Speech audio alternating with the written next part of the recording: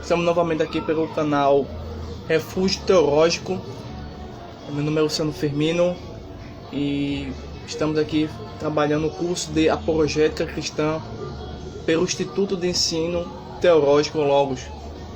Hoje, dando continuidade a uma série de explicações e abordagem cuja temática é a apologética cristã, nós hoje vamos falar a respeito de dar algumas noções sobre o desenvolvimento histórico da apologética, as principais apologéticas que estamos acostumados a encontrar no meio acadêmico e algumas definições e explicações a respeito de cada um desses métodos, tá bom?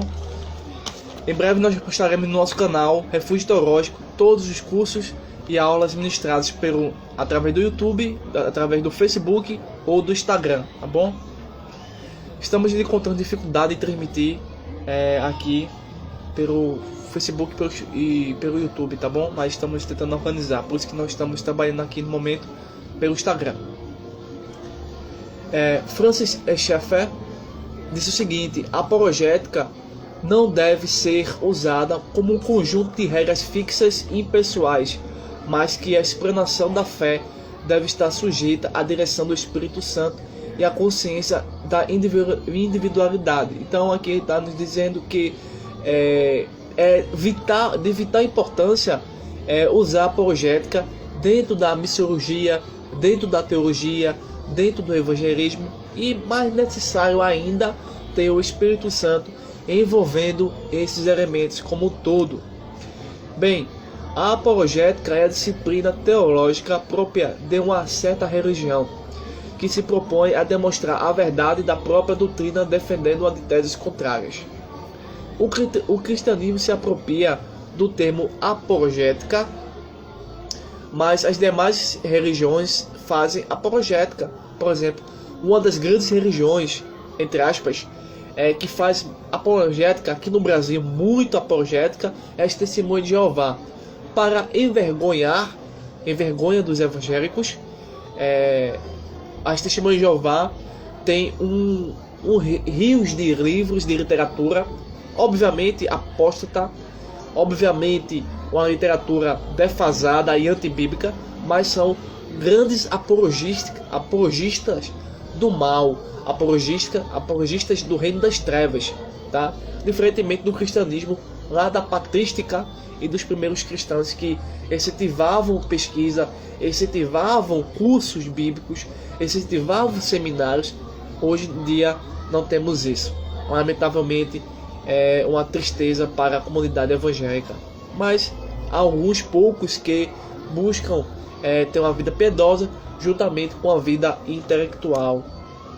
Bem, e falando na patrística, então a patrística chama-se pode ser chamado de apologistas que estavam no século II, tá?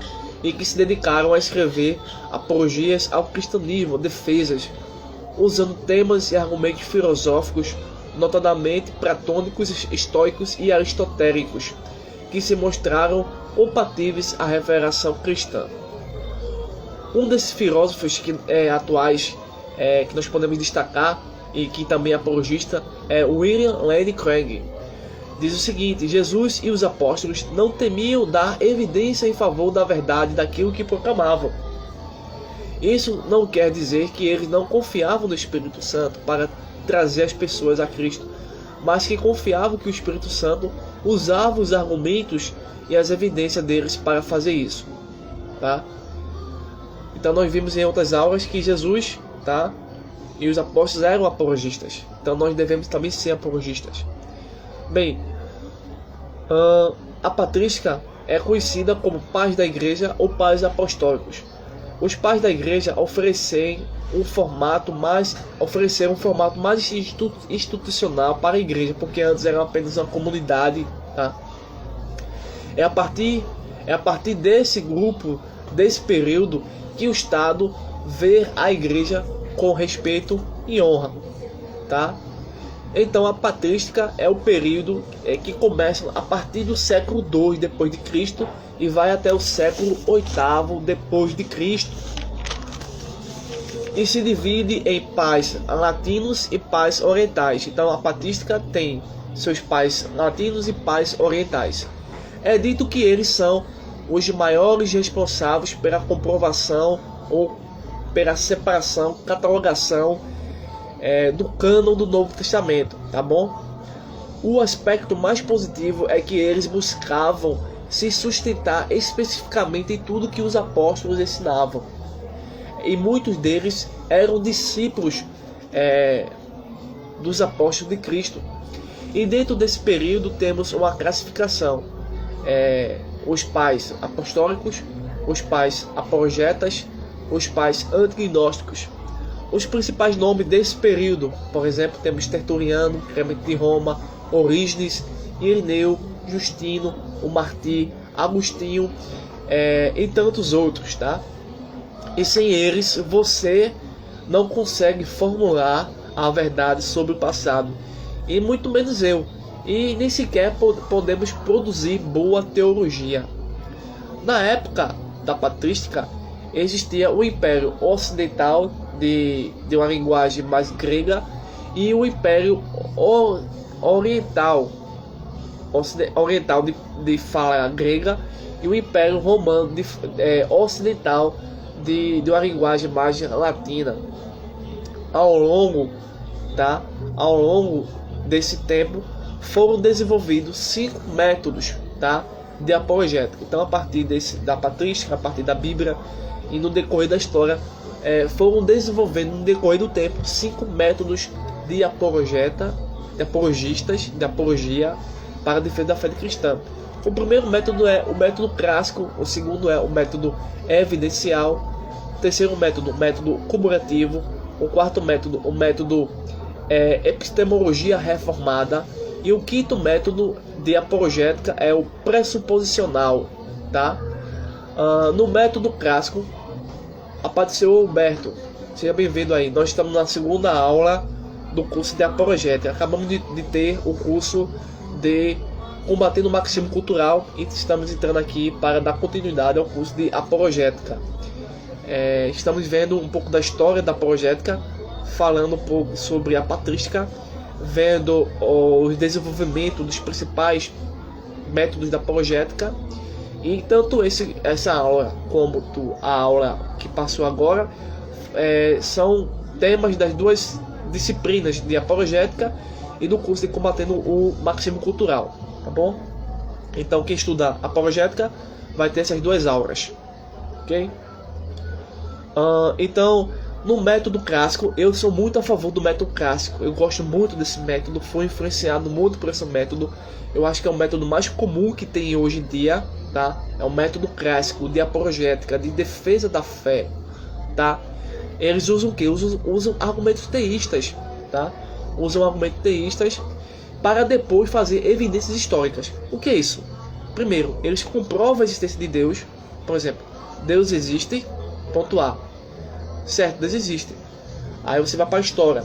Jesus Cristo nasceu, viveu, morreu e ressuscitou. Fato histórico. Isso aconteceu porque Deus existe. Tá ok? Sim, eu também adoro a apologética. É essencial para o cristão. Muito bom.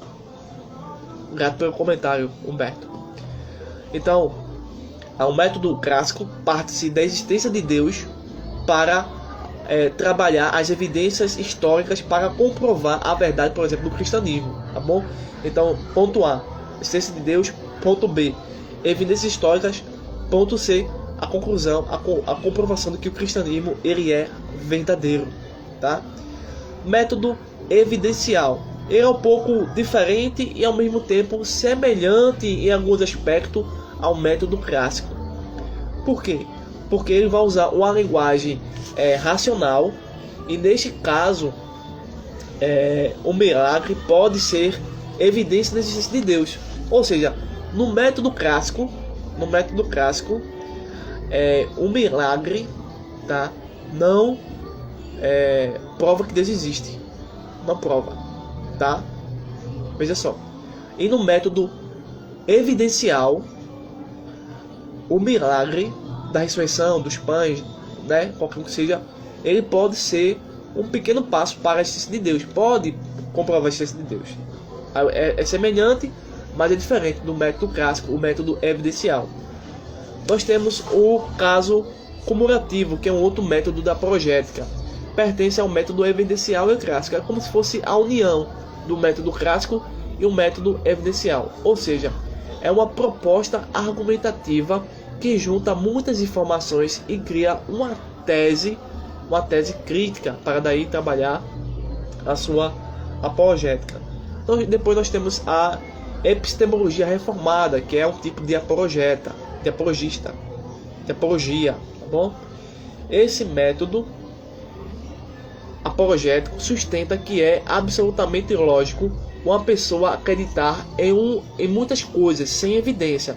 Então esse método vai dizer o seguinte: eu posso acreditar em Deus sem precisar de evidência nenhuma, entendeu? Sem precisar de evidência nenhuma. Eles ensinam também que a fé em Deus não necessita de provas para que isso seja racional, tá? Porque vão trabalhar muito a questão da ideia de uma ideia inata a respeito da existência de Deus que quantas pessoas ou todas as pessoas têm, entendeu? No método pressuposicional, ele é muito usado, tá, atualmente também, assim como o método clássico. Mas deixa eu, só uma observação aqui sobre o método evidencial antes do método pressuposicional, tá? Que é passando aqui despercebido. Bem, no método evidencial nós temos a seguinte questão: milagres não podem provar a existência de Deus. Na realidade, somente Deus pode provar milagres. Ou seja, é porque Deus existe que milagres são possíveis. Não é porque milagres acontecem que Deus existe, entendeu? Isto é, somente sob a evidência anterior de que Deus existe.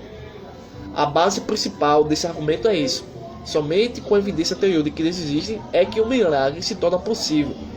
Portanto, o método clássico se fundamenta na pressuposição básica da fé cristã, a existência de Deus, para se posicionar em defesa da fé, tá? No método clássico. E no método evidencial é o oposto, tá?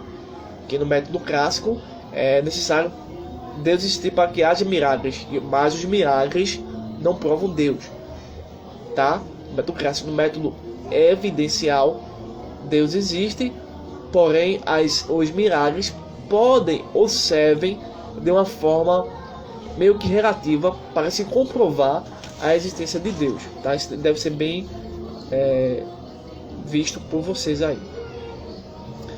Bem, no método pressuposicional, esse método é um sistema completo do pensamento proveniente exclusivamente do cristianismo, que tem autoridade própria, não podendo ser autenticado por evidência externa, por ser necessariamente verdadeiro. Então esse método pressuposicional é totalmente diferente dos métodos que nós temos visto, principalmente no método clássico, porque nesse método não é possível, tá, desenvolver um mecanismo pelo qual o cristianismo entre para ser aprovado. É o cristianismo que comprova a realidade, entendeu? Não é a natureza que comprova Deus, é Deus que comprova a natureza, tá ok? É importante para se concluir qualquer coisa o tipo de fonte, e desse modo o pressuposicional é antirracionalista e antiempirista. Então nesse último método, o método pressuposicional, é importante o tipo de fonte utilizada pelo expositor. E ele é antirracionalista no sentido de que a razão em si ela não consegue ser capaz de descobrir todas as verdades. Isso é a verdade, tá? E é também anti-empirista porque nesse método do empirismo a verdade provém apenas da experiência.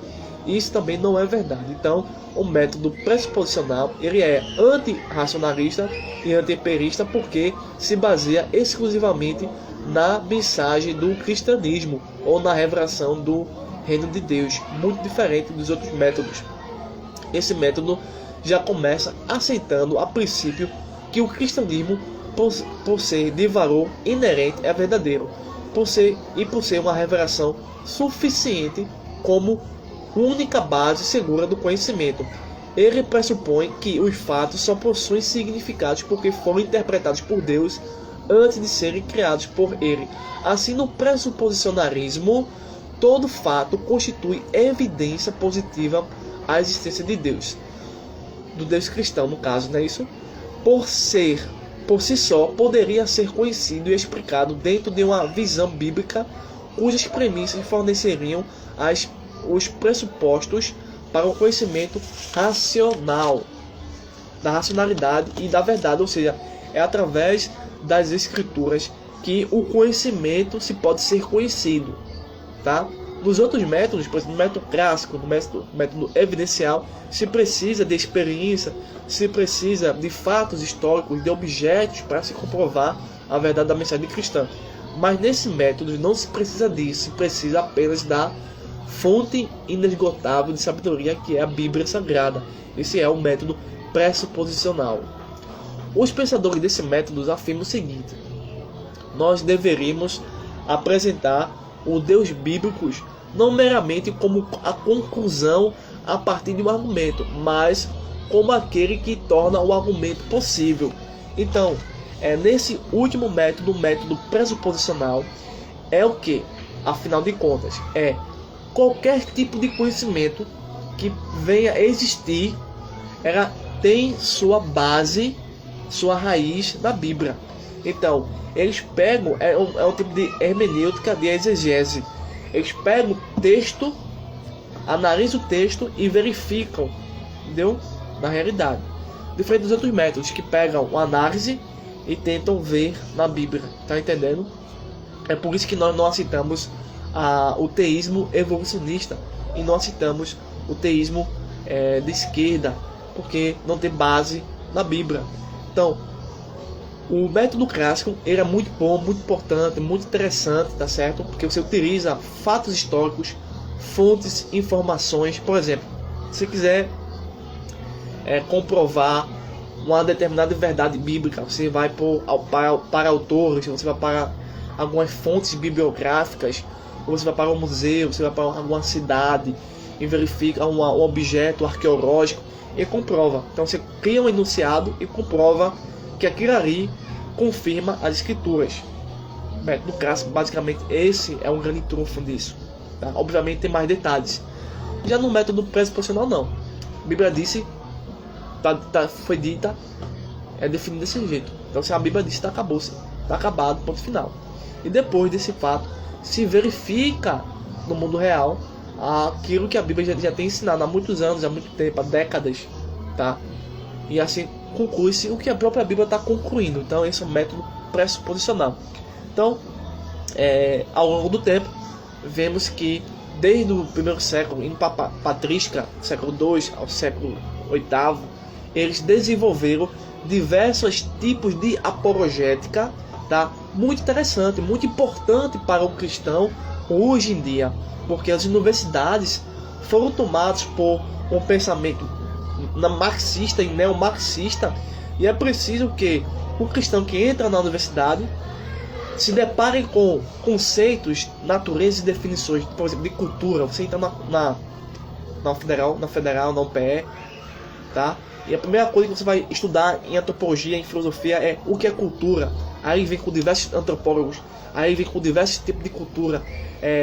Você vê que eles trabalham as definições relativistas. Então o cristão vai ter que criar uma apologia, não para criar uma zona de guerra, mas para dizer: a filosofia tem seu campo de estudo, tá? E saber distinguir o que é ideologia marxista, o que é a ciência da filosofia, a ciência da sociologia, e compreender como a teologia pode entrar nesse perfil e assim solucionar diversos casos. Entendeu? Então a apologética é necessária nesse sentido, que vai te oferecer diversas facilidades, diversos argumentos para te ajudar a compreender e a desenvolver, a conquistar vidas através desses métodos. Meu irmão, teologia e história. A paz, meu filho. Seja bem-vindo. Quem nos segue aí, quiser seguir o Instagram do Teologia e História, eu recomendo. É um canal aí de bênção. Também tem muitos estudos, muita coisa importante. Recomendo aí o Teologia e História, tá bom? Um abraço pro senhor. Nós estamos já finalizando essa live porque a gente teve o curso, que são 2 cursos. O curso combatendo o marxismo cultural e o curso da apologética. Já demos 2 aulas, essa aqui é a última aula. Então já está finalizando. Nessa última aula a gente viu aqui um panorama histórico da apologética, os 5 métodos de apologética, tá? Trabalhamos as definições de apologética e vimos que cada um pode nos ajudar a contribuir para a defesa da fé. Tem seus pontos positivos e negativos cada um, mas eu particularmente gosto do método clássico e do método pressuposicional, tá? O método evidencial, cumulativo e epistemologia reformada eu não sou muito próximo, mas do primeiro método, o método clássico, o método pressuposicional, para mim são os melhores. Mas os outros também têm sua finalidade e função que ajudam-nos a compreender alguns temas importantes. E no curso de marxismo cultural, combatendo o marxismo cultural, a gente viu algumas ideias, filosofias que ajudaram a contribuir para o marxismo na época de Karl Marx, e vimos depois, de forma interessante, que o marxismo clássico é muito diferente do marxismo cultural de hoje. Tá bom? Obrigado, meu irmão. Eu quero agradecer a você, viu? Prazer aí. Quem sabe a gente pode fazer até uma live aí futuramente junto com algum tema para a gente ajudar a comunidade, né, cristã a viver uma vida espiritual e a viver uma vida intelectual. Esse é o objetivo maior da nossa instituição e do nosso canal no YouTube, Refúgio Teológico. Ter uma vida espiritual e ter uma vida acadêmica submissa à palavra de Deus, tá bom? Então, meus irmãos, eu agradeço. Essa aqui foi a aula de apologética. Eu vou tentar fazer aqui uma transmissão pelo Facebook, porque no Facebook a gente coloca imagem, coloca vídeo, entendeu? Porque eu tenho um programa de computador, mas ele não tá pegando, não sei porquê. Aí eu tô trabalhando pelo Instagram, entendeu? Aí eu não consigo passar slides, né? Passar vídeos para vocês assistirem, como geralmente a gente faz. Então hoje, muito provavelmente, nós estamos lançando o curso de filosofia. Se você fez o curso de filosofia da religião, venha fazer com a gente o curso de filosofia. É 1 ano, um preço lá embaixo, você vai gostar. O curso de filosofia vai ser um curso muito importante para você. São 2 aulas na semana, tá? Materiais bons. Então vamos estar lançando hoje a primeira aula do curso de filosofia, tá? Que não vai ter alienação marxista, tá? Vamos viver pensadores marxistas, vamos viver pensadores a favor e contra o marxismo, mas enxergar a filosofia como aquilo que se submete à palavra de Deus, tá bom? Então um abraço aí, obrigado a Humberto, obrigado ao Instagram do Teologia e História, obrigado pelos comentários, obrigado pela força que vocês nos dão, tá? Que Deus possa lhe dar em dobro ou em 3 vezes mais, tá bom? Aqui é o meu humilde quarto, tá? Não é uma grande coisa, mas que Deus possa fazer presente, tá bom? Então eu agradeço, Deus abençoe, continue abençoando. E até o próximo vídeo, tá bom? E se eu não conseguir fazer pelo Facebook e nem pelo YouTube, que realmente tá muito ruim, eu faço pelo Instagram mais tarde, tá bom? Lá por volta das 8, 9 horas. Tá bom? Um abraço aí. Deus abençoe.